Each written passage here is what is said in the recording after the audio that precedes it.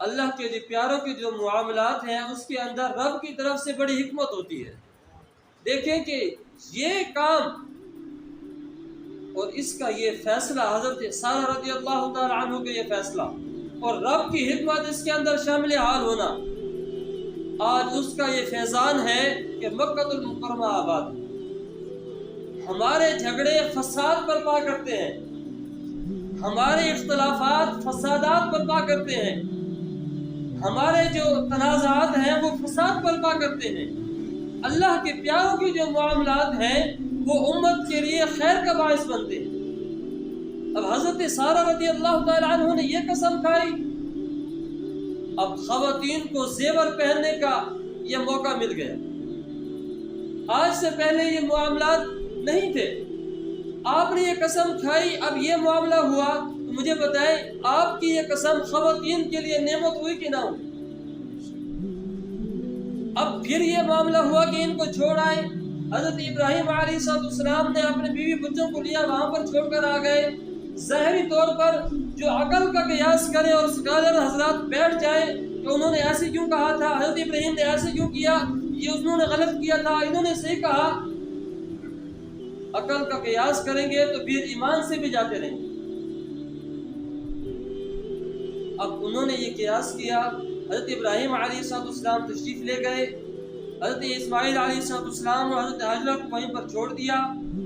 اللہ تبارک و تعالی نے مکہ المکرمہ کو آبادی کا سبب بنا دیا۔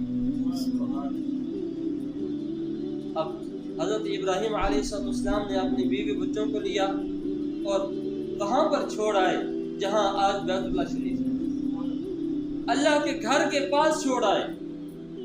اور چھوڑ کر جب بڑھنے لگے آگے، حضرت حاجرہ رضی اللہ تعالی عنہا عرض کرتی ہیں، اے اللہ کے خلیل خیر تو ہے، اے ابراہیم کیا غلطی ہو گئی ہے، کیا نافرمانی ہو گئی ہے؟ یہاں پر تو جنگل ہے، بیابان ہے، جنگل زندگی گزارنے کا کوئی راستہ اور کوئی سبب بھی نظر نہیں آتا، خیر تو ہے، ہمیں کہاں چھوڑ کر جا رہے ہو؟ خاموش رہے، 3 مرتبہ پوچھا۔ حضرت حاجرہ عرض کرتی ہے، اے ابراہیم کیا اللہ کا حکم اسی کے اندر ہے؟ کیا اللہ کا حکم اسی کے اندر ہے؟ حضرت ابراہیم علیہ السلام فرماتے ہیں، ہاں حاجرہ اللہ کی رضا اسی کے اندر ہے، اللہ کا حکم اسی کے اندر ہے۔ اب وہ صابر ماں، وہ صابر بیوی، وہ شاکر بیوی، اب اس کے الفاظ سنیے۔ آج ہماری خواتین پر کوئی پریشانی آئے، ہم پر کوئی مسئلہ آئے تو ہم کہتے ہیں کہ ساری آزمائشوں کے لیے ہم رہ گئے، دنیا ساری بس رہی ہے، پتہ نہیں ہمیں اللہ تعالیٰ نے آزمائشوں کے لیے چن لیا ہے۔ حضرت حاجرہ رضی اللہ تعالی عنہ عرض کرتی ہے، اے اللہ کے خلیل، اے ابراہیم اگر اللہ کی رضا اسی میں ہے تو پھر میرا یقین ہے کہ رب میری اس قربانی کو ضائع نہیں فرمائے گا۔ توکل کا یہ مطلب ہے کہ خنجر تیز رکھ اپنا، نتیجہ اس کی تیزی کا مقدر کے حوالے کر۔ توکل جو ہے وہ اسباب پر نہیں چلتا۔ ہم بدقسمتی سے دعاؤں کے اندر بھی دنیا مانگنے لگ گئے، دعاؤں کے اندر بھی دنیا مانگتے ہیں، اللہ ہمیں وہ بھی عطا فرما، اللہ یہ بھی عطا فرما، اللہ یہ بھی عطا فرما۔ ہمیں یہ نہیں پتا کہ دین ہم نے بھی دنیا دعا کے اندر مانگنا ہے۔ اب 2 کلو کھجور اور 1 مشکیزہ پانی کا دے کر آپ تشریف لے جا رہے ہیں۔ آگے بڑھ کر حضرت ابراہیم علیہ السلام نے دعا مانگی، ربنا انی اسکنت من ذریتی بواد غیر ذی زرع عند بیتک المحرم۔ اے اللہ میں نے اپنی ذریت، میں نے اپنے بال بچے، اپنا خاندان، اپنا کنبہ غیر ذی زرع ایسی جگہ پر بٹھا دیا ہے میرے مالک جو زمین کھیتی باڑی کے قابل بھی نہیں ہے، جس سے یہ بھی امید نہیں ہے کہ یہاں سے کل اناج اگے گا اور یہ اپنا گزارا کریں گے۔ عند بیتک المحرم، اے اللہ میں نے حرمت والے گھر کے پاس، تیرے مقدس گھر کے ساتھ اپنے بیوی بچوں کو بٹھا دیا ہے۔ ربنا لیقیموا الصلاۃ، اے اللہ انہیں نماز کا پابند کرو۔ اب وہاں پر شدت کس چیز کی تھی؟ ضرورت کس چیز کی تھی؟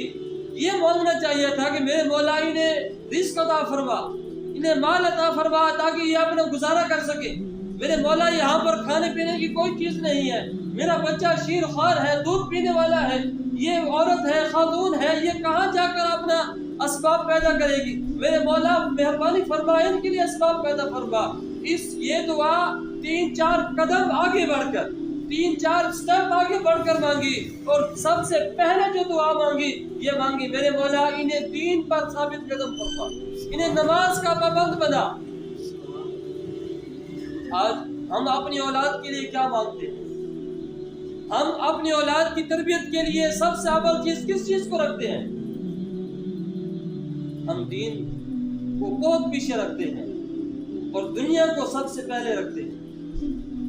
اللہ، جو بچہ کام پر نہ جائے باپ اسے مارتا ہے، بچہ سکول نہ جائے باپ اسے مارتا ہے، بچہ کما کر نہ لائے باپ اسے مارتا ہے۔ اس باپ کو یہ فکر نہیں ہے کہ اس نے نماز پڑھی ہے کہ نہیں پڑھی۔ کتنے باپ ایسے ہیں جو اپنی اولاد کو صرف اس وجہ سے مارتے ہوں کہ تو نے نماز کیوں نہیں پڑھی بالغ ہونے کے بعد۔ یہ ہمیں فرصت نہیں ہے، اور ہم بیٹھتے ہیں، درس دیتے ہیں، بچوں کو سکھاتے ہیں، تو پھر بھی دنیا ہی سکھاتے ہیں، دنیا کمانے کے رنگ اور ڈھنگ ہی سکھاتے ہیں، دین سکھانے کے۔ اور ہم خود جو دین سے فارغ ہوئے، ہم خود جو دین سے بیزار ہوئے۔ ایک صاحب ملے، وہ کہہ رہے تھے میں نے دعا کی ہے اللہ مجھے بیٹا عطا فرمائے، میں اسے عالم بناؤں۔ میں نے کہا جی ٹھیک ہے، اچھی دعا ہے، لیکن ماشاءاللہ آپ بھی تو ابھی حیات ہیں، آپ بھی ابھی ماشاءاللہ نوجوان ہیں، آپ خود تو دین کی طرف آئیں۔ جب اولاد ہوگی پھر عالم بنانا، پہلے اپنی آخرت تو سنبھال لو بھائی، خود تو دیندار بن جاؤ پھر اولاد کو دیندار بنانا۔ خود ذرا بہت مشکل ہے، میں اولاد کو عالم بناؤں گا بس، اللہ اگر بیٹا دے گا تو پھر اولاد کو میں عالم بناؤں گا۔ میں نے خود نماز نہیں پڑھنی، میں نے خود دین کی طرف نہیں جانا، میں نے اپنے بیٹے کو حاجی صاحب بنانا ہے۔ ہمارا بیٹا بھی وہی کرے گا جو ہم کرتے رہیں گے، جو ہم نے سکھایا ہے اس نے وہی کرنا ہے، اور آخر میں ہم یہ کہتے ہیں کہ بچے نافرمان ہوتے ہیں، بات ہی نہیں مانتا۔ میرے بھائی یہ مکافات عمل ہے، جو کچھ سکھایا ہے، جو کچھ پڑھایا ہے وہی کچھ آگے آنا ہے۔ ربنا لیقیموا الصلاۃ، اے اللہ انہیں نماز کا پابند بنا، اجعل افئدۃ من الناس تهوی الیہم وارزقہم من الثمرات۔ سب سے آخر میں رزق کی دعا مانگی۔ حضرت علی کرم اللہ وجہہ الکریم فرماتے ہیں کہ رزق مقدر سے ملے گا، رزق مقدر سے ملے گا، اور جنت محنت سے ملے گی۔